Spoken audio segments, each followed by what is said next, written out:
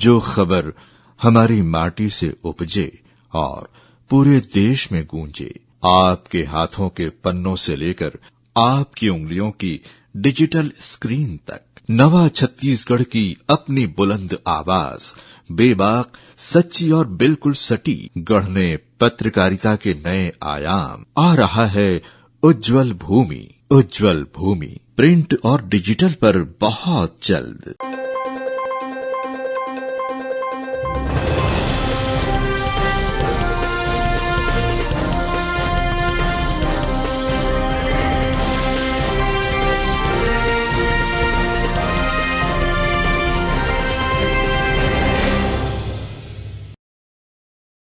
नमस्कार, grand news network में आप सभी का स्वागत है और मैं हूं आपके साथ सीमा। चलिए अब एक नजर डाल लेते हैं आज के बुलेटिन की खास खबरों की ओर। खबरों में आगे बढ़ने से पहले एक नजर आज की हेडलाइंस पर।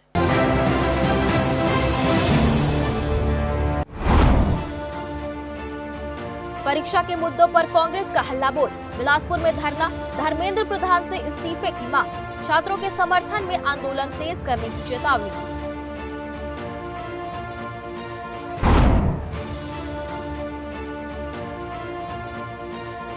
बारिश में धंसा ओवरब्रिज का अप्रोच, NH-49 पर लगा लंबा जाम, बिलासपुर रायपुर मार्ग पर यात्री परेशान।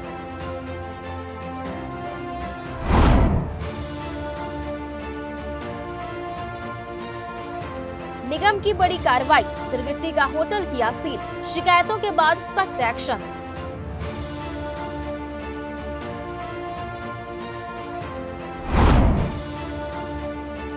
और रतनपुर में गुप्त नवरात्रि का समापन, मां महामाया मंदिर में हवन पूर्णाहुति संपन्न, श्रद्धालुओं ने मां का आशीर्वाद लिया।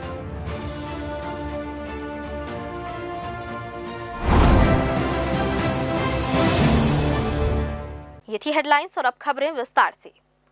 परीक्षा अनियमितताओं, पेपर लीक और दिल्ली में छात्रों पर हुई बर्बर पुलिस कार्रवाई के विरोध में अखिल भारतीय कांग्रेस कमेटी तथा छत्तीसगढ़ प्रदेश कांग्रेस कमेटी के आह्वान पर बिलासपुर जिले में जोरदार हल्ला बोल किया गया। इस दौरान बिलासपुर में कांग्रेस कार्यकर्ताओं और नेताओं ने एक दिवसीय सांकेतिक धरना प्रदर्शन कर केंद्र की मोदी सरकार की नीतियों पर तीखा हमला बोला और इसे पूरी तरह से अलोकतांत्रिक करार दिया। कांग्रेस नेताओं ने केंद्रीय शिक्षा मंत्री धर्मेंद्र प्रधान के इस्तीफे की पुरजोर मांग करते हुए चेतावनी भी दी, यदि सरकार ने छात्रों के भविष्य और उनकी मांगों के प्रति संवेदनशीलता नहीं दिखाई तो आने वाले दिनों में इस आंदोलन को और उग्र किया जाएगा। आइए देखते हैं पूरी खबर।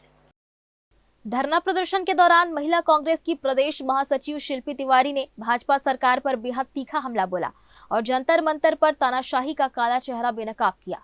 उन्होंने आक्रोश व्यक्त करते हुए कहा कि लोकतांत्रिक तरीके से अपने जायज हक की लड़ाई लड़ रहे छात्रों की आवाज को दबाने के लिए सरकार ने बर्बरता की सारी हदें पार कर दी है। सोनम वांगचुक जैसे प्रख्यात समाज सेवियों के साथ हुआ सलूक और संसद का घेराव करने गए निहत्थे छात्रों, जिनके हाथों में न पत्थर थे, न लाठियां और न ही कोई आतंकवादी थे, पर पुलिस से कराया गया लाठीचार्ज शर्मनाक है। इस अमानवीय कार्रवाई में कई छात्रों के सिर और हाथ पैर टूटे, महिलाओं के कपड़े फाड़े गए और अभद्रता की गई। शिल्पी तिवारी ने दो टूक शब्दों में ऐलान किया कि जब तक देश के बच्चों को न्याय नहीं मिल जाता तब तक कांग्रेस ब्लॉक से लेकर सड़क और सदन तक इस हुकूमत के खिलाफ आर पार की लड़ाई लड़ेगी। कि जंतर मंतर में विगत दिनों जो छात्र अपने हक की लड़ाई लड़ना चाह रहे हैं लोकतांत्रिक तरीके से, भारतीय जनता पार्टी की सरकार उनकी आवाज़ को दबाना चाहती है। सोनम वांगचुक जो समाज सेवा जो करते हैं, जो साइंटिस्ट है इतने बड़े, उनके साथ जो व्यवहार इनका रहा है उसको देखिए आप। उसके बाद जब ये संसद का घेराव करने गए हैं स्टूडेंट्स, शांतिपूर्ण तरीके से जा रहे थे। ये आतंकवादी हैं नहीं, इनके पास कोई हथियार नहीं था, ना पत्थर था, ना लाठी था, लेकिन उसके बाद भी पुलिस ने बर्बरतापूर्वक इनके साथ व्यवहार किया है। किसी का सिर टूटा है, किसी का हाथ पैर टूटा है, महिलाओं के कपड़े फाड़े गए हैं, महिलाओं के सीने में चढ़ के उनके साथ गलत व्यवहार किया गया है पुलिस के नाम पे, कार्रवाई के नाम पे। इसका हम लोग पुरजोर विरोध करते हैं। इसलिए कांग्रेस पार्टी आज ब्लॉक 3 में यहाँ पर धरना प्रदर्शन कर रही है और ये लड़ाई हमारी जारी रहेगी जब तक कि बच्चों को इंसाफ नहीं मिलेगा। हमारी ये लड़ाई जारी रहेगी और सड़क से सदन तक हम लोग भी जाने को तैयार हैं, क्योंकि कांग्रेस पार्टी हमेशा से ही आम जनता की आवाज़ उठाई है और आगे भी उठाती रहेगी। लड़ेंगे और जीतेंगे। इसी कड़ी में जिला कांग्रेस कमेटी के शहर अध्यक्ष सिद्धांशु मिश्रा ने केंद्र सरकार पर करारा प्रहार करते हुए कहा कि बिलासपुर के तमाम ब्लॉकों में आज का ये विरोध प्रदर्शन इसलिए अनिवार्य हो गया है क्योंकि इस देश में तानाशाही के जरिए छात्रों के अधिकारों को कुचला जा रहा है। उन्होंने परसों दिल्ली के जंतर मंतर पर केंद्रीय मंत्री धर्मेंद्र प्रधान के इस्तीफे और आत्महत्या करने वाले 21 छात्रों के न्याय की गुहार लगा रहे परिजनों व सामाजिक संगठनों पर हुए लाठीचार्ज की कड़ी निंदा की। सिद्धांशु मिश्रा ने प्रधानमंत्री और सरकार पर तंज कसते हुए कहा कि लगातार पेपर लीक होना, 21 युवाओं का आत्महत्या करना और लाखों छात्रों का भविष्य दांव पर लगना यदि इस हुकूमत की नजर में शून्य यानी कोई मायने नहीं रखता तो इससे अधिक शर्मनाक और असंवेदनशील कुछ नहीं हो सकता। उन्होंने हितेश देवांगन सहित सभी ब्लॉक अध्यक्षों और कार्यकर्ताओं के साथ हुंकार भरते हुए चेतावनी दी कि जब तक ये गूंगी बहरी सरकार देश हित में ठोस कदम नहीं उठाती, बिलासपुर का कोना कोना इस विरोध की आग से सुलगता रहेगा। जिला कांग्रेस कमेटी के सभी ब्लॉकों में पूरे प्रदेश कांग्रेस के नेतृत्व में एक दिवसीय आज धरना है और ये धरना, इस धरने की आवश्यकता क्यों पड़ रही है ये बहुत महत्वपूर्ण है। जिस तरह से परसों आपने देखा कि धर्मेंद्र प्रधान जी के इस्तीफे को लेकर जो छात्र छात्राएं जंतर मंतर दिल्ली में बैठे हुए हैं, उसके अलावा जो जिन बच्चों ने आत्महत्या की उनके माता पिता वहाँ बैठे हुए हैं, बहुत सारे सामाजिक संगठन और बहुत सारे ऐसे लोग जो इस देश की चिंता करते हैं वो वहाँ बैठे हुए और इतनी बर्बरता से वहाँ लाठी चलाई गई, इतनी बर्बरता से वहाँ लोगों को, बच्चों को मारा गया। और एक बात बताइए, एग्ज़ाम का पर्चा लीक हुआ है ना, किसी की तो जिम्मेदारी होगी। धर्मेंद्र प्रधान जी की नहीं है तो नरेंद्र मोदी जी बता दे किसकी है। और यदि पर्चा लीक होना, 21 बच्चों की आत्महत्याएं हो जाना, करोड़ों स्टूडेंट्स की फ्यूचर दांव में लग जाना, लाखों स्टूडेंट रोड में आ जाना, ये अगर भारत देश के लोकतंत्र में प्रधानमंत्री के दृष्टिकोण से शून्य है तो इससे दुखद और इससे शर्मनाक हमारे देश में कुछ नहीं हो सकता। उस बात को लेकर के, उसके विरोध को लेकर के आज ब्लॉक कांग्रेस कमेटी 3 के ब्लॉक अध्यक्ष हितेश देवांगन और जितने भी ब्लॉक के यहाँ पर नेता हैं सभी की उपस्थिति में यहाँ पर धरना है और ऐसा सभी ब्लॉकों में है बिलासपुर के। और हम सिर्फ ये चाहते हैं कि थोड़ी सी संवेदनशील हो जाए भारतीय जनता पार्टी, थोड़ा सा सोचने लगे देश के बारे में। इसी आशा के साथ हम लोग यहाँ बैठे हैं कि कुछ तो उनको शर्म आएगी और वो कुछ आगे करेंगे। परसों जंतर मंतर में दिल्ली छात्रों ने प्रदर्शन कर रहे थे, वहाँ इतनी बर्बरता से लाठीचार्ज किए हैं। इसके विरोध में हम प्रदेश कांग्रेस कमेटी, जिला कांग्रेस कमेटी के निर्देश में ब्लॉक कांग्रेस कमेटी 3 के द्वारा आज विरोध प्रदर्शन कर रहे हैं। इसी कड़ी में जिला कांग्रेस कमेटी के शहर अध्यक्ष सिद्धांशु मिश्रा ने केंद्र सरकार पर करारा प्रहार करते हुए कहा कि बिलासपुर के तमाम ब्लॉकों में आज का ये विरोध प्रदर्शन इसलिए अनिवार्य हो गया है क्योंकि इस देश में तानाशाही के जरिए छात्रों के अधिकारों को कुचला जा रहा है। उन्होंने परसों दिल्ली के जंतर मंतर पर केंद्रीय मंत्री धर्मेंद्र प्रधान के इस्तीफे और आत्महत्या करने वाले 21 छात्रों के न्याय की गुहार लगा रहे परिजनों व सामाजिक संगठनों पर हुए लाठीचार्ज की कड़ी निंदा की। सिद्धांशु मिश्रा ने प्रधानमंत्री और सरकार पर तंज कसते हुए कहा कि लगातार पेपर लीक होना, 21 युवाओं का आत्महत्या करना और लाखों छात्रों का भविष्य दांव पर लगना यदि इस हुकूमत की नजर में शून्य यानी कोई मायने नहीं रखता तो इससे अधिक शर्मनाक और असंवेदनशील कुछ नहीं हो सकता। उन्होंने हितेश देवांगन सहित सभी ब्लॉक अध्यक्षों और कार्यकर्ताओं के साथ हुंकार भरते हुए चेतावनी दी कि जब तक ये गूंगी बहरी सरकार देश हित में ठोस कदम नहीं उठाती, बिलासपुर का कोना कोना इस विरोध की आग से सुलगता रहेगा। महज कुछ ही दिन पहले विभिन्न घोटालों और लापरवाही के मामलों के खुलासे के बाद अब छात्र हितों से जुड़े इस राष्ट्रव्यापी विरोध ने शहर में राजनीतिक सरगर्मी तेज कर दी है। बिना किसी ठोस समाधान के युवाओं की आवाज को दबाने के इस तौर तरीके ने व्यवस्था की कार्यशैली पर एक बड़ा प्रश्न चिन्ह लगा दिया है। ग्रैंड न्यूज के लिए कैमरामैन अमर ध्रुव के साथ राकेश खरे की रिपोर्ट। नई दिल्ली के जंतर मंतर में 23 जुलाई 2026 को आयोजित एक कार्यक्रम के दौरान कॉकरोच जनता पार्टी के पदाधिकारियों और कार्यकर्ताओं द्वारा हिंदू देवी देवताओं एवं सनातन धर्म के संबंध में कथित रूप से अपमानजनक और भड़काऊ टिप्पणियां किए जाने के आरोप को लेकर बिलासपुर में कलेक्टर के नाम ज्ञापन सौंपा गया। ज्ञापन में कहा गया कि घटना से जुड़े वीडियो और अन्य इलेक्ट्रॉनिक साक्ष्य सोशल मीडिया पर व्यापक रूप से प्रसारित हो रहे हैं। ज्ञापनकर्ताओं ने मांग की है कि मामले की विधि सम्मत जांच कराई जाए और यदि जांच में प्रथम दृष्टया संज्ञेय अपराध सामने आता है तो संबंधित व्यक्तियों के विरुद्ध तत्काल एफआईआर दर्ज कर वैधानिक कार्रवाई की जाए। ज्ञापन में यह भी कहा गया कि यदि ऐसे मामलों पर समय रहते कार्रवाई नहीं की गई तो धार्मिक भावनाएं भड़क सकती हैं और सामाजिक सौहार्द व कानून व्यवस्था प्रभावित होने की आशंका है। इसे देखते हुए जिला प्रशासन ने बिलासपुर में किसी भी संगठन या व्यक्ति द्वारा ऐसे कार्यक्रम, सभा या प्रदर्शन की अनुमति नहीं देने की मांग की गई है जिसमें किसी धर्म, देवी देवता या सामाजिक सांस्कृतिक संगठन के विरुद्ध कथित रूप से अपमानजनक या भड़काऊ वक्तव्य दिए जाते हैं। साथ ही सभी थाना प्रभारियों और कार्यपालिक दंडाधिकारियों को सतर्क रहने, सोशल मीडिया पर निगरानी बढ़ाने तथा धार्मिक वैमनस्य फैलाने वाले मामलों में विधि सम्मत कार्रवाई सुनिश्चित करने की मांग भी की गई है। प्रशासन से जिले में शांति, सांप्रदायिक सौहार्द और कानून व्यवस्था बनाए रखने के लिए आवश्यक निवारक एवं प्रतिबंधात्मक कदम तत्काल लागू करने का आग्रह किया गया। देश भर में देखने को मिल रहा है कि कांग्रेस जनता पार्टी युवाओं के लिए लड़ने की जो बात कह रही है और वो अपने प्रोटेस्ट कर रही है, वो अपने प्रोटेस्ट से भटक चुकी है। क्योंकि अगर वो सिर्फ युवाओं के लिए या नीट पेपर के लिए लड़ रही होती तो शायद आज युवा उनके साथ खड़े होते और उनका प्रोटेस्ट में साथ दे रहे होते। कल के प्रोटेस्ट में देखने को मिल रहा है कि वो नियमावली से भटक करके और अपना जो उनका एजेंडा था उससे भटक करके आज की डेट में वो कार्यकर्ताओं से भटक करके वो संगठनों को ब्लेम कर रही है, हिंदूवादी संगठनों पर वो बात उठा रही है और नाना प्रकार के वो जो अपशब्दों का प्रयोग कर रही है। तो मुझे नहीं लगता कि ये किसी छात्रों का आंदोलन है। ये सोची समझी साजिश के तहत ऐसे संगठन या ऐसे लोग जो कहीं ना कहीं धर्म अवलंबन कार्य करने वालों से चिढ़ते हैं या हिंदुत्व कार्य करने वालों से चिढ़ते हैं, ऐसे लोगों का ये प्रोटेस्ट समझ में आ रहा है। आज विश्व हिंदू परिषद बजरंग दल बहुत शांतिप्रिय तरीके से कलेक्टर महोदय के पास आया हुआ था। उन्हें ये अवगत कराने के लिए हमारा बिलासपुर शहर बिलासपुर है, न्यायधानी है, जंतर मंतर नहीं है। किसी भी प्रकार से लॉ एंड ऑर्डर को बिगाड़ा ना जाए। जनता आपकी जो कॉकरोच जनता पार्टी है जिस प्रकार से अपने कृत्य कर रही है, मैं उनसे हाथ जोड़ के आग्रह करना चाहता हूं कि वो अपने मुद्दे से ना भटके, वरना बजरंग दल सेवा सुरक्षा संस्कार से पराए अपने कार्य करना जानता है। फिर जब हम अपने कार्य पर आएंगे तो फिर हम जब तक टूटेंगे नहीं तब तक छोड़ेंगे नहीं। अभी कल इन्होंने जो भी अपने स्टेटमेंट दिए हैं, माननीय एसपी महोदय से निवेदन है कि उन वीडियो की जांच की जाए जिन्होंने जिस भी प्रकार का नकल बयान दिया है या जिस भी प्रकार की उन्होंने समाज के खिलाफ या किसी अन्य धर्म के खिलाफ बातें कही हैं, उनके ऊपर कार्यवाही हो, विधिवत कार्यवाही करके उनको जेल पहुंचाया जाए। बस इतना हमारी मांग है, अन्यथा आने वाले समय में बजरंग दल अपने आंदोलनों के लिए तटस्थ रहेगा। नई दिल्ली में छात्रों के विरोध प्रदर्शन और उन पर हुई कार्रवाई के विरोध में कांग्रेस ने गुरुवार को पूरे छत्तीसगढ़ में ब्लॉक स्तरीय प्रदर्शन किया। बिलासपुर के तिफरा सब्जी मंडी चौक पर भी कांग्रेस कार्यकर्ताओं, छात्र नेताओं और पदाधिकारियों ने केंद्र सरकार के खिलाफ जोरदार प्रदर्शन करते हुए केंद्रीय शिक्षा मंत्री धर्मेंद्र प्रधान के इस्तीफे की मांग उठाई। आइए देखते हैं पूरी खबर।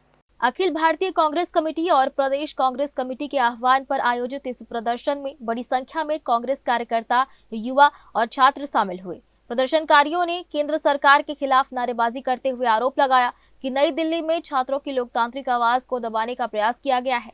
कांग्रेस नेताओं ने कहा कि परीक्षा व्यवस्था में हुई कथित गड़बड़ियों की नैतिक जिम्मेदारी केंद्रीय शिक्षा मंत्री धर्मेंद्र प्रधान को लेते हुए तत्काल इस्तीफा देना चाहिए। उन्होंने संसद में इस पूरे मामले पर चर्चा कराने, छात्रों और शांतिपूर्ण प्रदर्शनकारियों पर दर्ज सभी एफआईआर वापस लेने तथा युवाओं के भविष्य से जुड़े मुद्दों पर सरकार से जवाब देने की मांग की। प्रदर्शन के दौरान नेताओं ने कहा कि कांग्रेस छात्रों के अधिकारों और लोकतांत्रिक मूल्यों की रक्षा के लिए संघर्ष जारी रखेगी और जनहित के मुद्दों पर आवाज उठाती रहेगी। ग्रैंड न्यूज के लिए कैमरामैन राकेश खरे के साथ गोलू कश्यप की रिपोर्ट। देखिए, अभी जो वर्तमान में केंद्र में बैठी मोदी की सरकार है, पूरी तरह से अलोकतांत्रिक सरकार है। इनको लोकतंत्र से कोई मतलब नहीं है, लोकतंत्र की हत्या करना चाहते हैं। जो लाखों छात्र जंतर मंतर से लेकर जो संसद तक मार्च कर रहे थे, क्या वो आतंकवादी थे? क्या वो गुंडा थे? क्या उनके हाथों में हथियार था?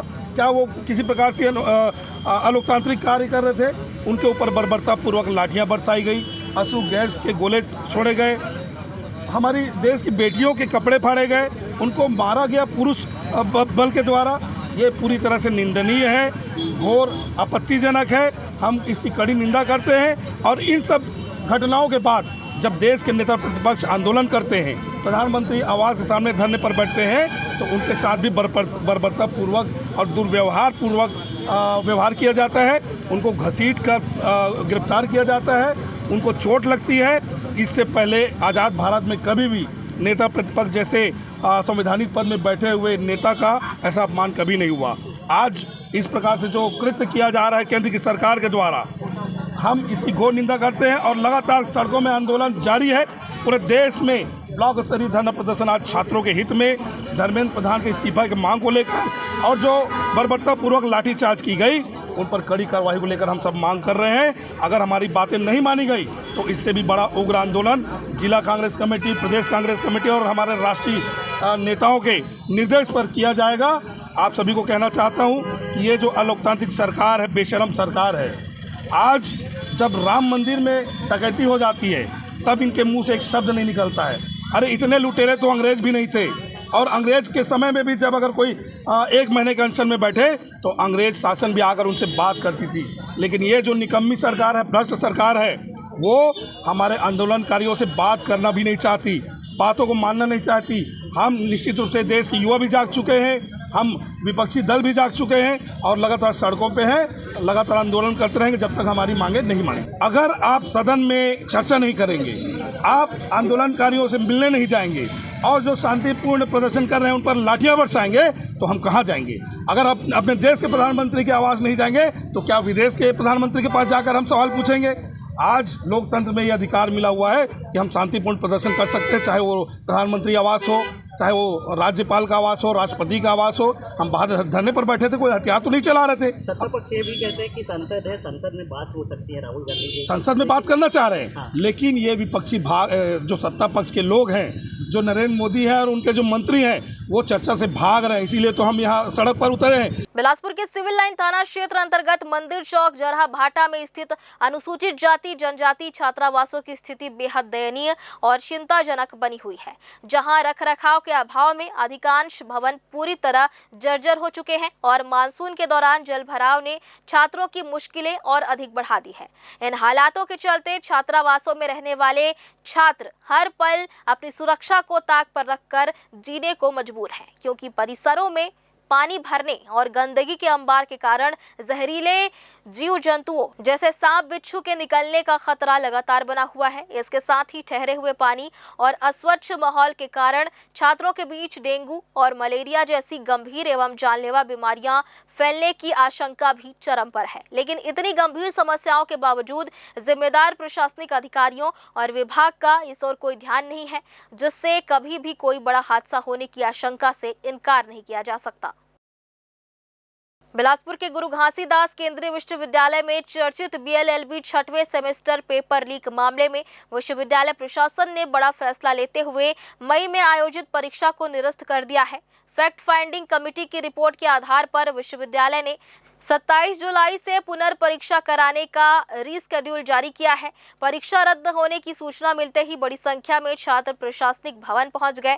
छात्रों ने पुनर्परीक्षा का विरोध करते हुए फैक्ट फाइंडिंग कमेटी की रिपोर्ट सार्वजनिक करने और दोषियों पर कार्रवाई की मांग की। उनका कहना है कि यदि पेपर लीक हुआ है तो जिम्मेदार लोगों पर कार्रवाई हो, लेकिन सभी छात्रों को दोबारा परीक्षा देने के लिए मजबूर करना उचित नहीं है। पेपर लीक की जांच के लिए गठित 5 सदस्यीय फैक्ट फाइंडिंग कमेटी ने 6 जून को अपनी रिपोर्ट विश्वविद्यालय प्रशासन को सौंप दी थी। इसके बावजूद करीब 1.5 महीने तक कोई कार्रवाई नहीं हुई। अब अचानक परीक्षा निरस्त करने के फैसले पर छात्र सवाल उठा रहे हैं। जांच में कथित तौर पर सामने आया कि समर्थ पोर्टल हैक नहीं हुआ था, बल्कि लॉगिन आईडी और पासवर्ड के जरिए प्रश्न पत्र और अन्य डेटा तक पहुंच बनाई गई थी। कमेटी ने मामले की पुलिस जांच की भी अनुशंसा की है। इसके बाद विश्वविद्यालय ने विभागीय जांच समिति का गठन किया है। मामले में पहले ही लॉ विभाग के तत्कालीन HOD और डीन प्रोफेसर सुधांशु रंजन मोहापात्रा को पद से हटाया जा चुका है। उनकी जगह प्रोफेसर प्रवीण मिश्रा को लॉ विभाग का नया HOD और डीन बनाया गया है। पुनर्परीक्षा के विरोध में छात्रों ने रजिस्ट्रार प्रोफेसर अश्विनी दीक्षित से मुलाकात कर जांच रिपोर्ट सार्वजनिक करने, पुनर्परीक्षा के फैसले पर पुनर्विचार करने और वास्तविक दोषियों के खिलाफ सख्त कार्रवाई की मांग की है। फिलहाल तो जैसा हम सब जानते हैं कि जब ये सूचना मिली थी, प्रशासन ने एक फैक्ट फाइंडिंग कमेटी कॉन्स्टिट्यूट की थी और उनको 1 सप्ताह का समय दिया था। उस कमेटी ने 1 सप्ताह में अपनी रिपोर्ट भी प्रस्तुत कर दी थी और वो रिपोर्ट हमारे यहाँ प्रक्रिया अनुसार विद्या परिषद की स्थायी समिति के समक्ष रखी गई थी और स्थायी समिति ने उस रिपोर्ट को एक्सेप्ट कर लिया था और उस पर अब लगातार कार्रवाई वो कर रही है। इसमें कि मुख्य रूप से हमारे यहाँ अब जो है समर्थ में यदि हम लॉगिन करते हैं तो अब वो OTP बेस्ड हो गया है। तो पहली सुरक्षा कवच ये यहाँ पर हो गई है, जो एक्टिवेट हो गई है। उसके अलावा जो और भी निर्णय हैं उसके अनुसार कुछ जांच समिति भी गठित की गई है, तो वो लगातार एक के बाद एक उसमें कार्रवाई हो रही है। क्योंकि मामला संवेदनशील है, बड़ी संख्या में छात्रों के साथ जुड़ा हुआ है, इसलिए जवाबदेही तय करने में भी सभी तथ्यों का बहुत सूक्ष्मता से परीक्षण करने के पश्चात ही कोई निर्णय लिया। और वक्त हो चला एक छोटे से ब्रेक का। ब्रेक के बाद भी खबरें जारी रहेंगी। बने रहिए ग्रैंड न्यूज नेटवर्क के साथ। Dr. C.V. Raman University offers high-quality education to students, particularly those from difficult geographical areas of central India. The flourishing 70-acre campus boasts of more than 120 state-of-the-art laboratories, smart classrooms, research centers, and a plethora of on-campus facilities that provide easy access. Dr. C.V. Raman University. Be the change. जय Jaya private ITI NCVT से मान्यता प्राप्त and ISO certified 10वीं पास विद्यार्थियों के लिए 2 year electrician course, OPA 1 year course, computer operating and programming assistant course, best classroom facility, admissions open. Jai Jaya private ITI, riverview colony, Koni, Bilaspur, Chhattisgarh. जो खबर हमारी माटी से उपजे और पूरे देश में गूंजे, आपके हाथों के पन्नों से लेकर आपकी उंगलियों की डिजिटल स्क्रीन तक, नवा छत्तीसगढ़ की अपनी बुलंद आवाज, बेबाक, सच्ची और बिल्कुल सटीक, गढ़ने पत्रकारिता के नए आयाम। आ रहा है उज्जवल भूमि। उज्जवल भूमि प्रिंट और डिजिटल पर बहुत जल्द। ब्रेक के बाद आप सभी का स्वागत है। छत्तीसगढ़ में लगातार हो रही मूसलाधार बारिश के चलते जनजीवन पूरी तरह से अस्त व्यस्त हो चुका है और अब इसका सीधा असर महत्वपूर्ण परिवहन मार्गों पर भी साफ दिखाई देने लगा है। जहां बिलासपुर जिले के ढेका गांव के पास बिलासपुर उरगा 4 लेन परियोजना के अंतर्गत तेजी से निर्माणाधीन ओवरब्रिज का अप्रोच मार्ग भारी बारिश के दबाव को सहन न कर पाने के कारण अचानक पूरी तरह से धंस गया। इस गंभीर दुर्घटना के बाद देखते ही देखते टन के हिसाब से मिट्टी, मुरूम और गिट्टी बहकर सीधे मुख्य मार्ग पर आ गई, जिसके फलस्वरूप नेशनल हाईवे 49 पर वाहनों का आवागमन पूरी तरह से ठप पड़ गया और बीती देर रात से ही बिलासपुर, रायपुर तथा रायगढ़ जैसे महत्वपूर्ण रूटों पर वाहनों की कई किलोमीटर लंबी और बेतरतीब कतारें लग गई, जिससे इस रास्ते से गुजरने वाली यात्री बसों, निजी कारों और आवश्यक वस्तुओं से भरे मालवाहक ट्रकों में सवार सैकड़ों पुरुष, महिलाएं एवं बच्चे घंटों से भीषण जाम के बीच फंसे रहकर भारी कठिनाइयों का सामना कर रहे हैं। इस विकट स्थिति के बीच स्थानीय रहवासियों और वाहन चालकों में प्रशासनिक व्यवस्था के प्रति गहरा रोष व्याप्त है, क्योंकि लोगों का यह गंभीर और सीधा आरोप है कि दुर्घटना की तुरंत सूचना संबंधित अधिकारियों और ठेकेदारों को दे दी गई थी। इसके बावजूद NHAI, भारतीय राष्ट्रीय राजमार्ग प्राधिकरण और स्थानीय प्रशासन की रेस्क्यू या मेंटेनेंस टीम समय पर घटनास्थल पर नहीं पहुंची, जिसके कारण लोगों को बारिश के बीच और अधिक बेसहारा होना पड़ा। वर्तमान में भी हाईवे पर यातायात पूरी तरह से बाधित बना हुआ है और आम जनता तथा यात्री इस बात को लेकर बेहद चिंतित है कि आखिर कब तक प्रशासन की नींद खुलेगी, कब JCB और अन्य मशीनों की मदद से इस मलबे को हटाकर मार्ग को साफ किया जाएगा और कब एक बार फिर से इस व्यस्त राष्ट्रीय राजमार्ग पर सुरक्षित एवं निर्बाध यातायात बहाल हो सकेगा। ग्रैंड न्यूज के लिए पिंटू दुबे की रिपोर्ट। बिलासपुर के तारबहार थाना क्षेत्र के विद्यानगर स्थित पूजा अपार्टमेंट में लाखों रुपए की चोरी का सनसनीखेज मामला सामने आया है। यहां चोरों ने अलमारी का ताला तोड़कर करीब 14 तोला सोने के आभूषण पार कर दिए, जिनकी कुल कीमत लगभग 9 लाख रुपए आंकी गई है। पुलिस ने इस मामले में घर में काम करने वाली घरेलू सहायिका पर संदेह जताते हुए उससे पूछताछ शुरू कर दी है और मामले की गंभीरता से जाँच कर रही है। घटना तारबहार थाना क्षेत्र के अंतर्गत विद्यानगर गली नंबर 5 स्थित जैन मंदिर के पास बने पूजा अपार्टमेंट की है। यहां चौथी मंजिल पर स्थित फ्लैट नंबर 401 में तेलीपारा स्थित टीचर कोचिंग से जुड़े 33 वर्षीय अभय अग्रवाल अपनी पत्नी के साथ बतौर किराएदार निवास करते हैं।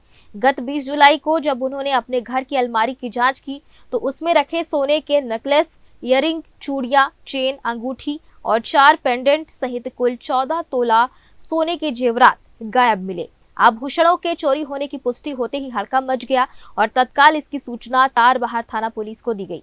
तारबहार थाना क्षेत्र का मामला है, जहां क्रांति नगर तारबहार में अभय अग्रवाल करके आवेदक हैं, जो अपने घर में अपनी ज्वेलरी रखे हुए थे। घर में किसी प्रकार का ताला टूटना या अलमारी टूटना ऐसी घटना नहीं हुई है, किंतु पता नहीं कैसे उनके यहाँ से उनकी ज्वेलरी गायब हो गई, लगभग 9 लाख रुपए मूल्य की। तो थाना तारबहार में इसमें FIR पंजीबद्ध किया जा रहा है और पतासाजी की जा रही है।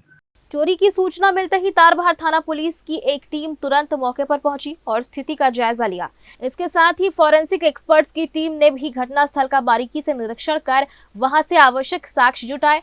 पुलिस फ्लैट में आने जाने वाले संदिग्धों की सूची तैयार कर रही है और प्राथमिक संदेह के आधार पर घरेलू काम करने वाली महिला को हिरासत में लेकर पूछताछ कर रही है। फिलहाल पुलिस चोरी गए जेवरातों की बरामदगी और इस वारदात को अंजाम देने वाले असली आरोपी तक पहुंचने के लिए हर संभावित एंगल से तफ्तीश में जुटी हुई है।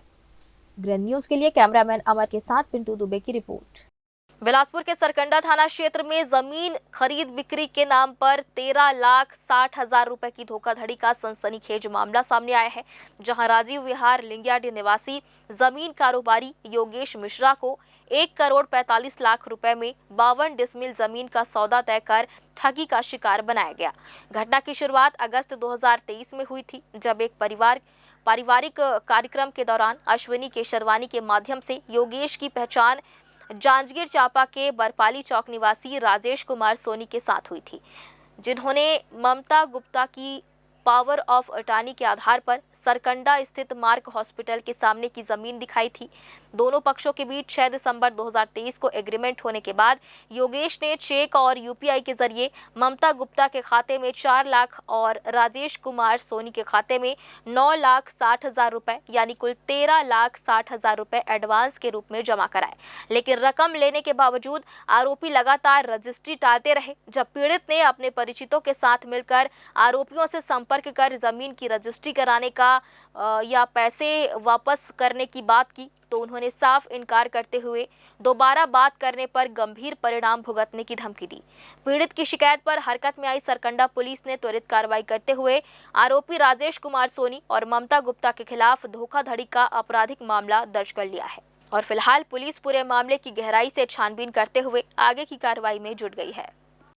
सरकंडा थाना क्षेत्र का मामला है, जिसमें आवेदक योगेश मिश्रा है। इनको अनावेदक ने एक जमीन दिखाई और उसे योगेश मिश्रा ने उसको खरीदने के लिए इकरारनामा में शपथ पत्र में इकरारनामा में इनके बीच में समझौता हुआ था, जिसके बाद इन्होंने 13.5 लाख का उसमें पेमेंट भी किया, किंतु बाद में फिर जो भू मालिक है वो उसको बेचने में आनाकानी कर रहा था। मामले में धोखाधड़ी का FIR पंजीबद्ध किया गया है और अग्रिम कार्रवाई की जाएगी। बिलासपुर हाईकोर्ट में उसलापुर माल गोदाम शेड को लेकर दायर विभिन्न याचिकाओं पर हुई बुधवार की सुनवाई के दौरान रेलवे की ओर से जवाब दाखिल करने हेतु और अधिक समय की मांग किए जाने पर अदालत ने 3 सप्ताह का अतिरिक्त समय प्रदान कर दिया। वहीं सुनवाई के दौरान जस्टिस AK प्रसाद ने मौजूदा भारी बारिश और प्रतिकूल हालात के बीच अधूरी सुविधाओं के साथ उसलापुर माल गोदाम शेड को जल्दबाजी में शुरू किए जाने की अनिवार्यता पर तीखे सवाल उठाए, जिसके जवाब में रेलवे ने सभी बुनियादी सुविधाएं उपलब्ध होने का दावा किया, जबकि याचिकाकर्ताओं ने इसका कड़ा विरोध करते हुए ड्रोन से ली गई स्पष्ट तस्वीरें कोर्ट के समक्ष पेश कर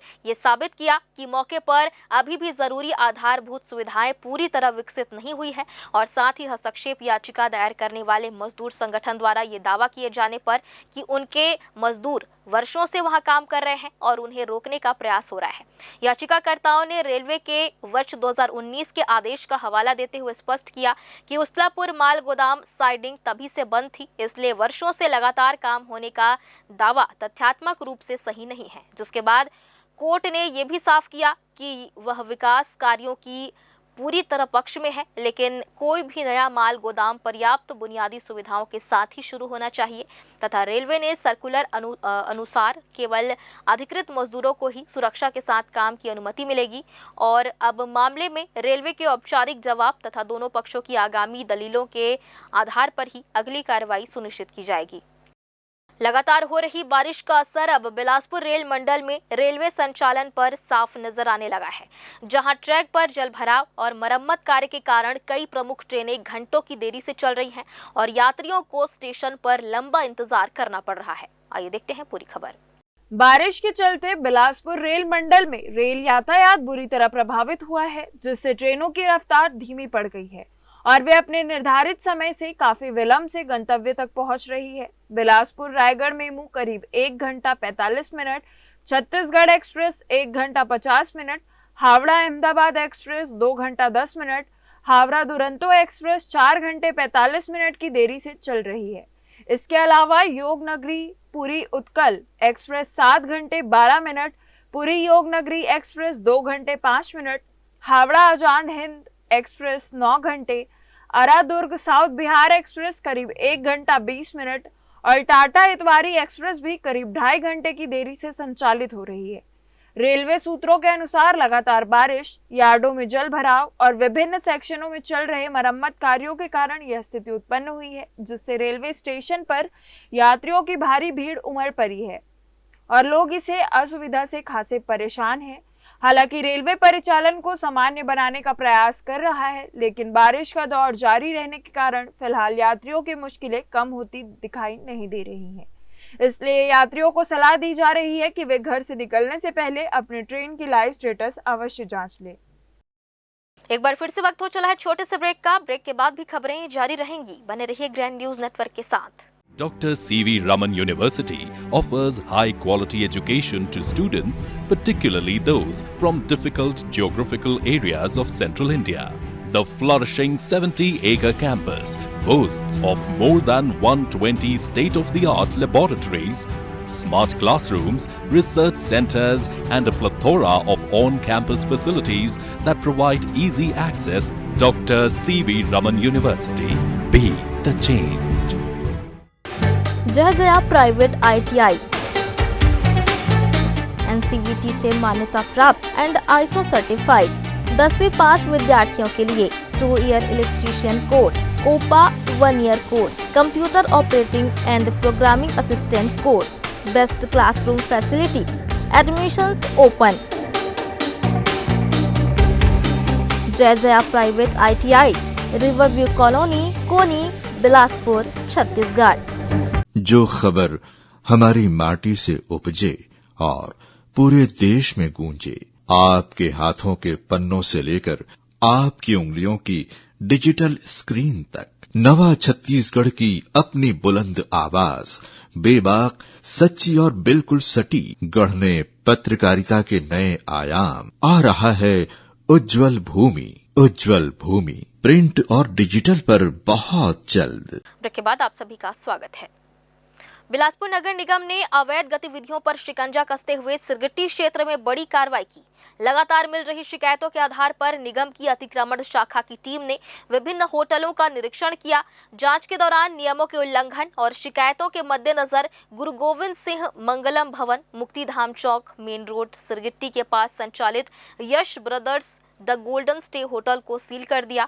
ये होटल श्री पूरन सिंह एवं भागीदार श्री नागेश्वर यादव द्वारा संचालित किया जा रहा था और ओयो से संबद्ध बताया जा रहा था। कार्रवाई के दौरान निगम अधिकारियों ने होटल संचालकों को आवश्यक दस्तावेज और नियमों के पालन को लेकर भी निर्देश दिए। नगर निगम का कहना है कि शहर में अवैध गतिविधियों, नियमों के उल्लंघन और बिना अनुमति संचालित प्रतिष्ठानों के खिलाफ अभियान लगातार जारी रहेगा। अधिकारियों ने स्पष्ट किया कि शिकायत मिलने पर भविष्य में भी इसी तरह की सख्त कार्रवाई की जाएगी, ताकि शहर में कानून व्यवस्था और नियमानुसार व्यवसाय संचालन सुनिश्चित किया जा सके। कल वहाँ पर द गोल्डन डे होटल है सिरगिट्टी में, मुक्तिधाम के पास में, वहाँ पर से कमिश्नर साहब को शिकायत मिली थी कि कुछ गतिविधियाँ गलत चल रही हैं, तो उन्होंने सील करने का आदेश दिया था, जो कल उसको सील कर दिया गया। छत्तीसगढ़ हाई कोर्ट ने एक बेहद महत्वपूर्ण और राहत भरा आदेश पारित करते हुए स्पष्ट किया है कि यदि किसी परिवार के किसी सदस्य का वैध जाति प्रमाण पत्र पहले से जारी किया जा चुका है तो केवल वर्ष 1950 के राजस्व अथवा अन्य पुराने दस्तावेजों के अभाव में परिवार के अन्य पात्र बच्चों को जाति प्रमाण पत्र प्राप्त करने से वंचित नहीं किया जा सकता। ये न्याय संगत निर्णय जस्टिस A.K. प्रसाद की अदालत में एक परिवार की ओर से प्रस्तुत याचिका की सुनवाई के दौरान सामने आया, जिसकी पैरवी अधिवक्ता डॉक्टर प्राची दीवान ने करते हुए न्यायालय के समक्ष ये गंभीर तथ्य रखा कि प्रदेश के हजारों परिवारों, विशेष रूप से भूमिहीन और आर्थिक रूप से कमजोर वर्गों के पास पुराने अभिलेख उपलब्ध न होने के कारण बच्चों की शिक्षा, छात्रवृत्ति, प्रवेश और रोजगार संबंधी अवसर बुरी तरह प्रभावित होते हैं। मामले की गंभीरता को समझते हुए अदालत ने निर्देश दिया है कि यदि माता पिता, भाई बहन या परिवार के अन्य सदस्य का वैध जाति प्रमाण पत्र पहले से उपलब्ध है और ग्राम सभा या ग्राम स्तरीय समिति यह प्रमाणित कर देती है कि संबंधित बच्चा उसी परिवार और जाति से ताल्लुक रखता है, तो सक्षम अधिकारियों को आवेदक से अनावश्यक रूप से वर्ष 1950 के दस्तावेज प्रस्तुत करने की मांग नहीं करनी चाहिए।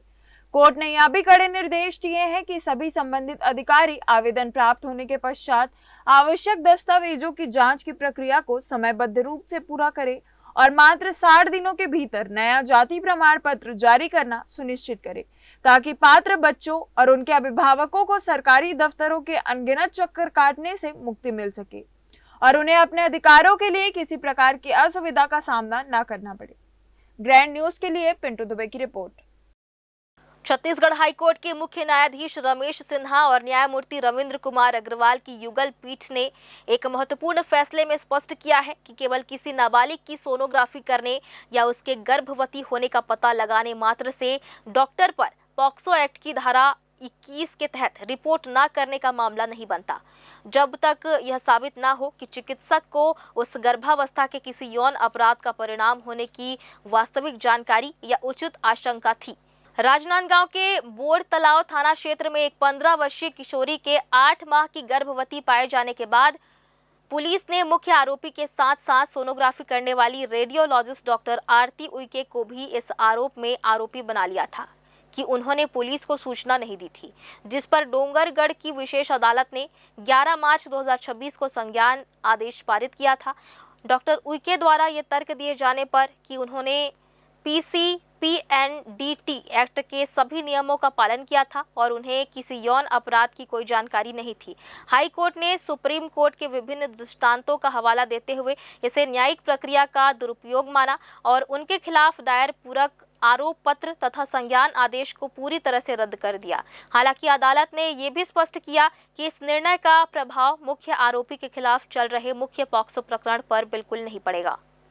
बिलासपुर में हालिया मूसलाधार बारिश के बाद शहर के कई इलाकों में जलभराव की तस्वीरें सामने आई। इसका असर दक्षिण पूर्व मध्य रेलवे के बिलासपुर रेल मंडल के कुछ हिस्सों और रेलवे यार्ड पर भी देखने को मिला। हालांकि रेलवे का कहना है कि मौजूदा हालात से सबक लेते हुए अब भविष्य की चुनौतियों को ध्यान में रखकर जल निकासी व्यवस्था को और मजबूत बनाया जा रहा है। आइए देखते हैं पूरी खबर। बारिश के दौरान रेलवे ट्रैक, यार्ड और रेल परिसरों में पानी भरने की स्थिति किसी भी रेलवे के लिए बड़ी चुनौती होती है। ऐसे में दक्षिण पूर्व मध्य रेलवे ने बिलासपुर रेल मंडल के विभिन्न क्षेत्रों का सर्वे कर उन स्थानों की पहचान की है जहां जल निकासी व्यवस्था को और मजबूत करने की जरूरत है। रेलवे अधिकारियों के अनुसार हर रेलवे यार्ड, ट्रैक और ड्रेनेज सिस्टम को एक निर्धारित जल निकासी क्षमता के आधार पर डिजाइन किया जाता है, लेकिन पिछले कुछ वर्षों में अत्यधिक और कम समय में होने वाली बारिश की घटनाएं बढ़ी है। इसे देखते हुए अब पुराने मानकों में सुधार करते हुए ड्रेनेज सिस्टम की क्षमता बढ़ाने का निर्णय लिया गया है। रेलवे के मुताबिक बिलासपुर रेलवे यार्ड समेत कई स्थानों पर नालियों की चौड़ाई और गहराई बढ़ाने, पानी की निकासी के लिए अतिरिक्त आउटलेट तैयार करने और जल प्रवाह में बाधा बनने वाले हिस्सों को हटाने का काम किया जा रहा है। इसके साथ ही जहां आवश्यकता होगी वहां नए ड्रेनेज चैनल भी विकसित किए जाएंगे ताकि बारिश का पानी कम समय में रेलवे परिसर से बाहर निकल सके। अधिकारियों का कहना है कि केवल रेलवे परिसर ही नहीं बल्कि नगर निगम और अन्य संबंधित विभागों के साथ समन्वय बनाकर भी काम किया जा रहा है, क्योंकि कई जगहों पर रेलवे क्षेत्र और शहर के ड्रेनेज सिस्टम एक दूसरे से जुड़े हुए हैं। ऐसे में दोनों व्यवस्थाओं को बेहतर बनाने बिना स्थायी समाधान संभव नहीं है। आपको ज्ञात है कि जो बारिश हुई है वो ऐतिहासिक बारिश हुई थी और हर जो यार्ड होता है या रेलवे कोई भी क्षेत्र होता है तो एक पर्टिकुलर कैपेसिटी के लिए डिज़ाइन होता है, तो उस कैपेसिटी को बढ़ाया जा रहा है ताकि अगली बार अगर इस लेवल का भी बारिश हो तो भी किसी प्रकार का जल भराव नहीं हो। तो इसके लिए जितने भी आवश्यक कदम हैं पानी को एग्जिट करने का वो सारे लिए जा रहे हैं। रेलवे का दावा है कि जल निकासी व्यवस्था को भविष्य की जरूरतों के अनुरूप विकसित किया जा रहा है। उद्देश्य सिर्फ मौजूदा समस्या का समाधान करना नहीं बल्कि आने वाले वर्षों में यदि इससे भी अधिक बारिश होती है तो रेलवे यार्ड, ट्रैक और स्टेशन परिसरों में जल भराव की स्थिति ना बने और ट्रेनों का परिचालन सुरक्षित एवं निर्बाध रूप से जारी रहे। ग्रैंड न्यूज के लिए पिंटू दुबे की रिपोर्ट। गुरु घासीदास विश्वविद्यालय परिसर में आज उस समय माहौल गर्मा गया जब बीएलएलबी छठे सेमेस्टर के छात्रों ने प्रशासन के खिलाफ मोर्चा खोलते हुए उग्र विरोध प्रदर्शन किया। विश्वविद्यालय द्वारा बिना किसी ठोस आधार और स्पष्टीकरण के छठे सेमेस्टर की परीक्षा रद्द कर पुनर्परीक्षा कराने के मनमाने फरमान से नाराज छात्रों ने जमकर नारेबाजी की और प्रशासनिक भवन का घेराव किया। प्रदर्शनकारी छात्रों का सीधा आरोप है कि यूनिवर्सिटी अपनी प्रशासनिक और तकनीकी नाकामियों को छिपाने के लिए कानून की पढ़ाई कर रहे छात्रों के भविष्य को दांव पर लगा रही है। पोर्टल हैक होने और पेपर लीक का ढिंढोरा तो पीटा जा रहा है, लेकिन अब तक ना तो किसी दोषी की पहचान सार्वजनिक की गई है और ना ही मामले में कोई एफआईआर दर्ज कराई गई है। बिना जांच और सबूत के सीधे छात्रों पर री एग्जाम थोपना पूरी तरह से तानाशाही रवैया है। आंदोलन के दौरान अपनी बात रखते हुए छात्रों ने यूनिवर्सिटी प्रशासन की कार्यप्रणाली की धज्जियां उड़ाते हुए तीखा हमला बोला। उन्होंने दो टूक कहा कि यूनिवर्सिटी लेवल पोर्टल हैक हुआ है, लेकिन प्रशासन अपनी लाचारी छिपाने के लिए केवल विधि विभाग के बीएलएलबी बैच को ही निशाना बना रहा है। छात्रों ने प्रशासन की मंशा पर सवाल उठाते हुए कहा कि जिस व्यक्ति या हैकर पर पेपर लीक का शक है उस पर आज तक कोई कार्यवाही क्यों नहीं हुई, ना तो कोई एफआईआर दर्ज हुआ और ना ही उस संदिग्ध का नाम उजागर किया जा रहा है। जब छात्रों में किसी की संलिप्तता का कोई प्रमाण ही नहीं है तो पूरे बैच को कटघरे में खड़ा करके मानसिक प्रताड़ना देना कहाँ का न्याय है। हम लोगों ने काफ़ी 3 दिनों से हम लोग रिक्वेस्ट कर रहे हैं, शालीनता पूर्वक अपना मांग पूरा कर रहे थे। हमारे द्वारा जो भी मांगे था 2-3 दिन तक हम लोग अच्छे से शालीनता से आए और अपना हम लोग मांग पूरा किए, लेकिन हमारे द्वारा प्रशासन के द्वारा हमारी मांग एक भी सुनी नहीं गई थी। आज हम लोग ने एबीवीपी किसी पॉलिटिकल पार्टी के थ्रू हम लोग गए थे, मांग को अपने रखे गए थे। वहाँ पे हम लोग करीबन कम से कम 2-3 घंटा तक अपना शालीनता से अपना जो भी बात था रखने थे, लेकिन प्रशासन वहाँ पे कोई किसी नहीं पूछा कि आप लोग क्यों आ रहे हो, कैसे आ रहे हो। हमारी मांग एक ही है कि हमारा जो पेपर लीक हुआ है, हमारे जो भी छात्र हैं उन छात्रों में से किसी को भी नहीं पता है कि हमारा पेपर लीक हुआ है। सिर्फ प्रशासन कह रही है कि आपका पेपर लीक हुआ है। और मैं प्रशासन से हम लोग जब जवाब मांगे हैं कि हमारा पेपर क्यों करवा रहे हो, तो प्रशासन के पास कोई जवाब नहीं है, ठोस सबूत भी नहीं है कि हम आपका री एग्ज़ाम करवा रहे हैं। और री एग्ज़ाम तुरंत हम लोगों को 2 दिन के अंदर ही नोटिस आ जा रहा है, डेट शीट आ जा रहा है कि आप लोगों को एग्ज़ाम देना है। और हम लोग प्रशासन से एक ही बस मांग कर रहे हैं कि हमारे री एग्ज़ाम क्यों हो रहा है उसके बेस पे हमको रीज़न दो। अभी तक हमको हमारे ऑफिशियल रीज़न कोई नहीं आया है, ना उन लोगों पे कार्रवाई किया गया है। और जो भी हम लोग पत्रकार द्वारा जो पेपर द्वारा पता चला है कि पेपर लीक हुआ है, तो जहाँ तक पता चल रहा है कि पेपर यूनिवर्सिटी लेवल पे लीक हुआ है। यूनिवर्सिटी लेवल पे लीक होने के बावजूद सारे यूनिवर्सिटी सारे डिपार्टमेंट को छोड़कर सिर्फ एक बैच को, सिर्फ लॉ डिपार्टमेंट विभाग के लॉ डिपार्टमेंट को सिर्फ एक बैच को टारगेट किया गया है। और उन लोगों से बिना ऑफिशियल बिना कुछ नोटिस के उन लोगों के साथ अनफेयर किया जा रहा है। प्रशासन से मांग किया जा रहा है कि प्रशासन हमको कुछ एक छोटा सा एविडेंस दो ताकि हम उस बेस पे अपना हम पेपर री एग्ज़ाम करने का करें। लेकिन प्रशासन एक भी एविडेंस नहीं दे रही है, बोल रही है कि अभी हम लोग जांच प्रक्रिया चल रहा है। तो हमारे बस एक ही मांग है कि जब तक जांच नहीं आएगी, एक भी सबूत नहीं आएगा, तब तक हम एग्ज़ाम नहीं देंगे। आक्रोशित छात्रों ने प्रशासन को खुली चुनौती देते हुए कहा कि वे किसी भी स्तर की जांच के लिए तैयार हैं, बशर्ते प्रशासन पहले अपनी नीयत साफ करे। छात्रों का कहना है कि वे हलफनामा देने, अपने मोबाइल की जांच कराने और हर कानूनी प्रक्रिया का सामना करने को तैयार हैं। अगर छात्रों में ही कोई दोषी पाया जाता है तो उस पर कड़ी कार्यवाही की जाए, लेकिन उससे पहले प्रशासन दोषी का नाम सार्वजनिक करे। छात्रों ने चेतावनी दी है कि प्रस्तावित पुनर्परीक्षा का फैसला तुरंत वापस लेकर पहले से मूल्यांकन की जा चुकी परीक्षा का परिणाम तत्काल घोषित किया जाए।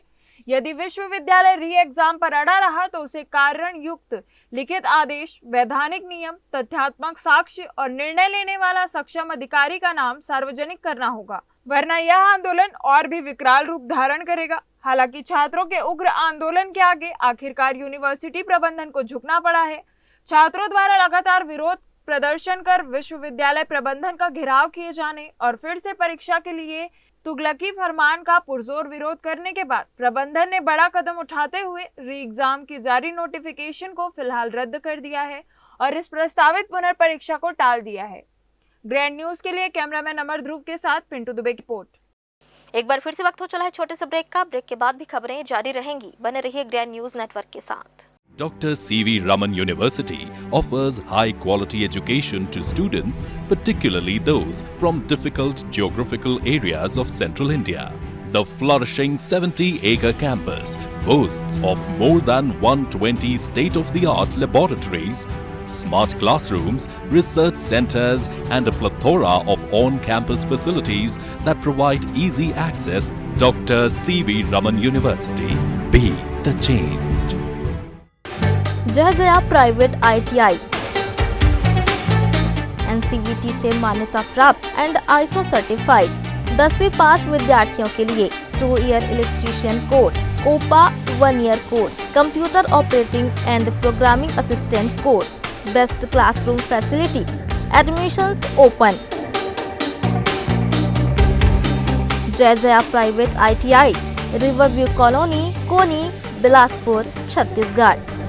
जो खबर हमारी माटी से उपजे और पूरे देश में गूंजे, आपके हाथों के पन्नों से लेकर आपकी उंगलियों की डिजिटल स्क्रीन तक, नवा छत्तीसगढ़ की अपनी बुलंद आवाज, बेबाक, सच्ची और बिल्कुल सटीक, गढ़ने पत्रकारिता के नए आयाम। आ रहा है उज्जवल भूमि। उज्जवल भूमि प्रिंट और डिजिटल पर बहुत जल्द। के बाद आप सभी का स्वागत है। धार्मिक एवं पौराणिक नगरी रतनपुर स्थित आदिशक्ति मां महामाया मंदिर में आषाढ़ गुप्त नवरात्रि का 9 दिवसीय धार्मिक आयोजन गुरुवार को वैदिक रीति रिवाजों के साथ संपन्न हो गया। अंतिम दिन माता महामाया को नैवेद्य अर्पित करने के बाद वैदिक मंत्रोच्चार के बीच हवन एवं पूर्णाहुति की गई, जिसके साथ पूरे गुप्त अनुष्ठान की पूर्णता मानी गई। समापन अवसर पर बड़ी संख्या में श्रद्धालु मंदिर पहुंचे और माता महामाया के दर्शन कर परिवार की सुख समृद्धि, आरोग्य और खुशहाली की कामना की।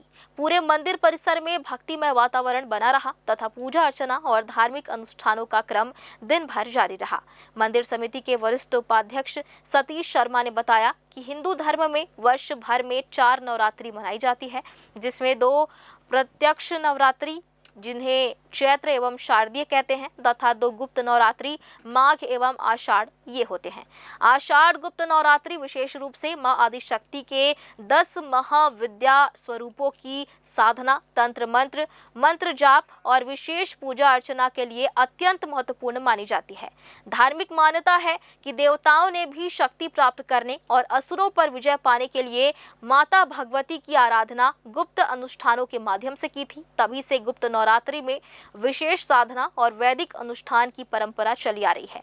उन्होंने बताया कि रतनपुर के ऐतिहासिक मां महामाया मंदिर में भी इसी परंपरा का निर्वहन करते हुए 9 दिनों तक 10 महाविद्याओं की पूजा, दुर्गा सप्तशती पाठ, हनुमान पाठ, भैरव पाठ, गौरी गणेश पूजन, वैदिक मंत्रोच्चार, विशेष जाप एवं धार्मिक अनुष्ठान संपन्न किए गए। अंतिम दिन हवन पूर्णाहुति के साथ सभी धार्मिक अनुष्ठानों का विधिवत समापन किया गया। आषाढ़ गुप्त नवरात्रि के दौरान प्रतिदिन प्रदेश सहित विभिन्न राज्यों से श्रद्धालु मां महामाया के दरबार में पहुंचकर दर्शन पूजन करते रहे। समापन दिवस पर भी श्रद्धालुओं की अच्छी खासी भीड़ रही। भक्तों ने माता के चरणों में शीश नवाकर परिवार की सुख समृद्धि, आरोग्य और देश प्रदेश की खुशहाली की प्रार्थना की। मंदिर समिति के पदाधिकारियों ने बताया कि रतनपुर की धार्मिक परंपराओं के अनुसार प्रत्येक वर्ष आषाढ़ गुप्त नवरात्रि के अवसर पर विशेष अनुष्ठान आयोजित किए जाते हैं, जिसमें बड़ी संख्या में श्रद्धालु शामिल होते हैं। महामाया मंदिर में गुप्त नवरात्रि का जो आयोजन है वो प्रथम दिन ही होता है, जिसमें हम देवी का अभिषेक कर श्रृंगार करते हैं और घट स्थापना कर ज्योत प्रज्वलित करते हैं। उसी प्रकार से पंडितों को आमंत्रित करते हैं और पंडितों के द्वारा हम पाठ जो कराते हैं, इसमें पाठ होता है गुप्त नवरात्रि में। तो करीब 16-17 पंडित आए हुए थे, जिन्होंने दुर्गा सप्तशती का पाठ, भैरव जी का पाठ, हनुमान जी का पाठ, गणेश गायत्री मंत्र जाप, नवान मंत्र का जाप, रामायण का पाठ, इस प्रकार से इन्होंने नवरात्रि में पाठ किए, जिसमें आज नवमी तिथि में पुनः प्रातःकाल 5 बजे मंदिर को खोलकर अभिषेक किया गया। अभिषेक के बाद श्रृंगार हुआ। श्रृंगार के बाद जो दैनिक पूजा, नित्य पूजा है, वो पूजन कर अभी 11 बजे राशि नैवेद्य भोग लगाया। कुंवारी कन्याओं का पूजन कर उनको प्रसाद ग्रहण कराया गया। ब्राह्मणों का पूजन कर उनको भी प्रसाद ग्रहण कराया गया। दान दक्षिणा दिया गया। इसलिए किया जाता है कि गुप्त नवरात्रि का मतलब ये होता है कि पहले ये नवरात्रि को जानकारी लोगों को नहीं होता था। ये ऋषि मुनि संत जितने भी होते थे, ये अनुष्ठान जो करते थे गोपनीय रूप से करते थे। जिनको भी साधना का जो विद्या है, साधना प्राप्त करना है, वो इसी में करते थे। तो इस तरह से मीडिया के सामने गुप्त नवरात्रि की जानकारी नहीं, तो अब ये क्या हो गया, धीरे धीरे लोगों को प्रतीत होते गए। जैसे अपना भोग लगाए हैं, देवी को भोग लगा रहे हैं, लोग जानते हैं कि अभी भोग लगा है, काहे का भोग है, ये क्या पाठ हो रहा है। जो दर्शनार्थी हैं वो आते हैं, तो अब उनसे छुपाया तो नहीं जा सकता, बताना ही पड़ता है कि भाई गुप्त नवरात्रि है। इस प्रकार से प्रतीत हो गया। नहीं तो पहले ये चीज़ों को बहुत कम ही लोग जानते थे।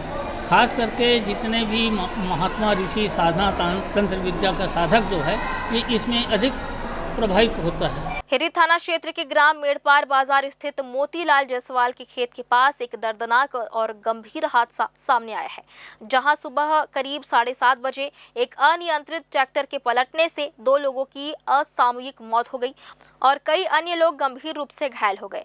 इस घटना की सूचना मिलते ही प्रशासनिक अमला और स्थानीय पुलिस बल तुरंत हरकत में आया और घटना स्थल पर पहुंचकर राहत एवं बचाव कार्य शुरू किया था। दुर्घटना को अंजाम देने वाले वाहन की गहन जांच के दौरान ये पाया गया कि आरोपी बिना नंबर प्लेट के ट्रैक्टर का संचालन कर रहा था। पुलिस टीम ने त्वरित कार्रवाई करते हुए दुर्घटना में प्रयुक्त बिना नंबर के ट्रैक्टर के इंजन और ट्रॉली को अपने कब्जे में लेकर पूरी तरह से जब्त कर लिया है। वाहन को लापरवाही और उपेक्षापूर्ण तरीके से चलाकर 2 लोगों की मृत्यु कारित करने के सबूत मिलने पर आरोपी चंद्रशेखर पटेल को मौके से गिरफ्तार कर लिया गया है। आरोपी के खिलाफ कड़ी कार्रवाई करते हुए उसे न्यायिक रिमांड पर जिला जेल भेज दिया गया है। बिलासपुर में तन्नू खान हत्याकांड को लेकर किन्नर समुदाय में भारी आक्रोश देखने को मिल रहा है। न्याय की गुहार लगाते हुए किन्नर समुदाय के लोगों ने भारी संख्या में एसएसपी कार्यालय का घेराव किया और पुलिस प्रशासन से मामले की निष्पक्ष जांच कर सभी संलिप्त आरोपियों की तुरंत गिरफ्तारी की मांग की है। आइए देखते हैं पूरी खबर।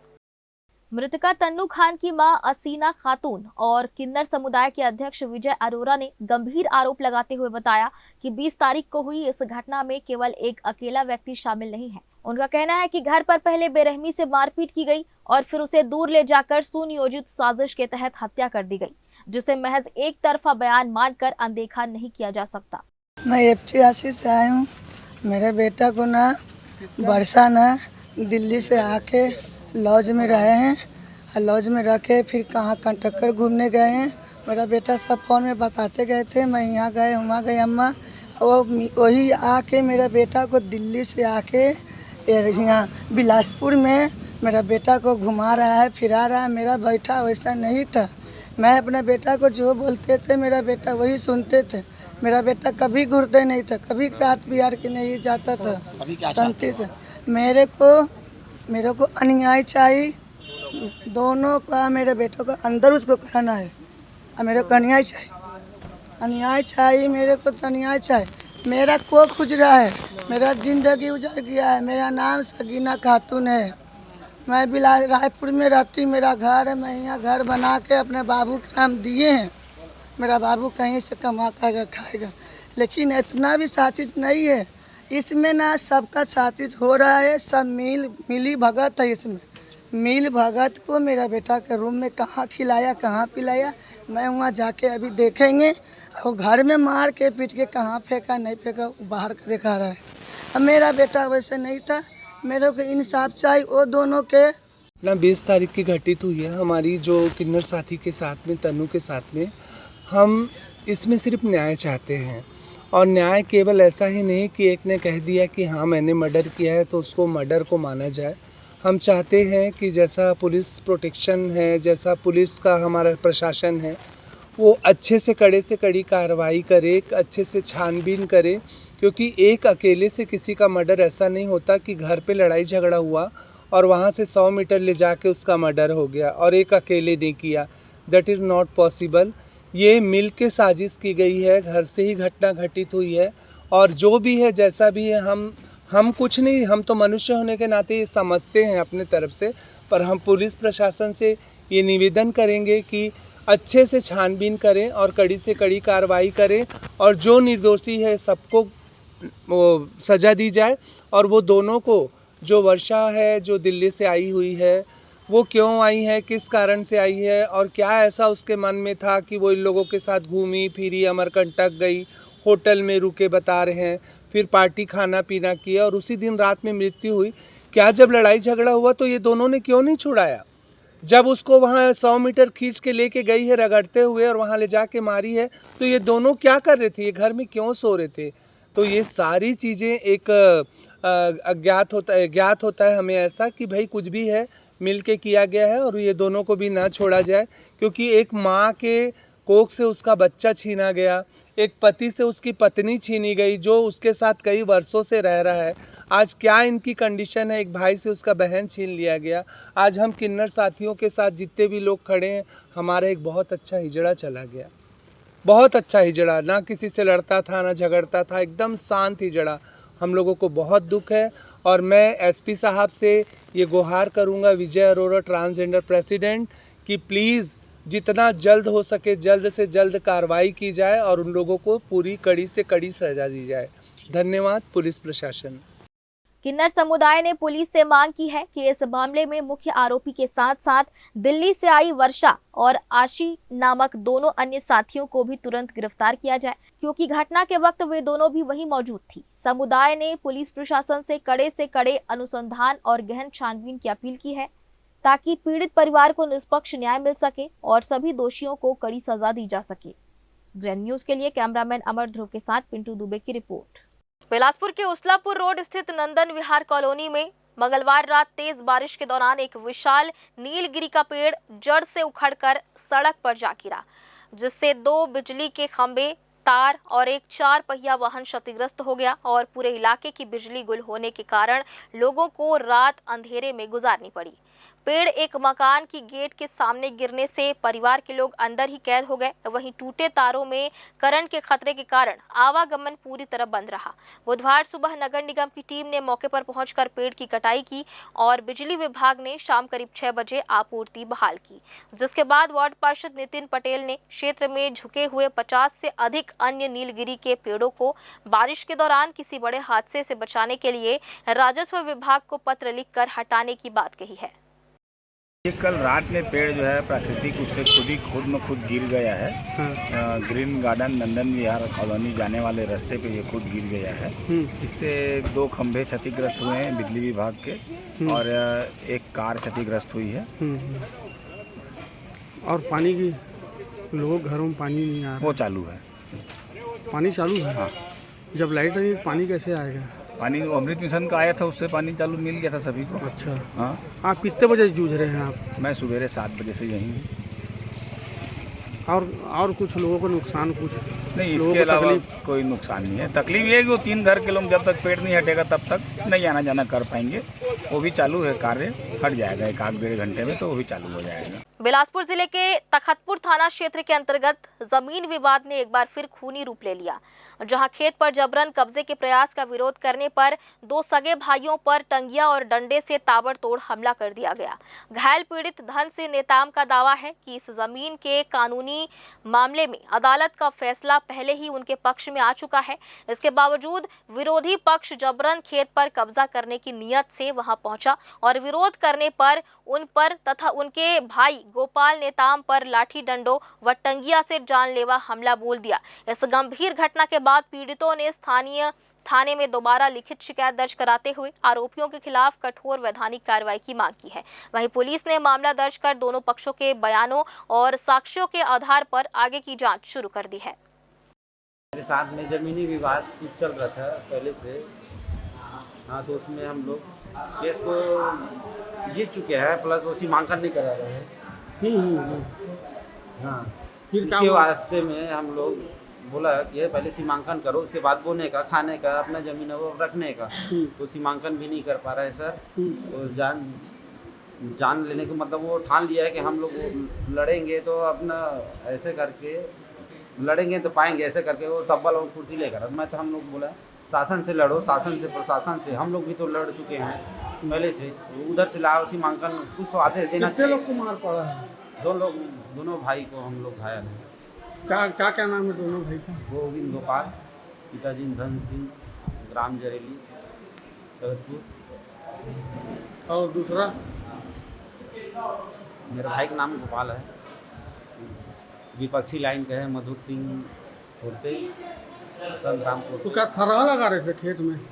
हमारे खेत था ना, उसमें हाँ, वो काबिज करने का प्रयास कर रहे थे। रिपोर्ट कर दिए हो? हाँ, पहले से है और अभी है।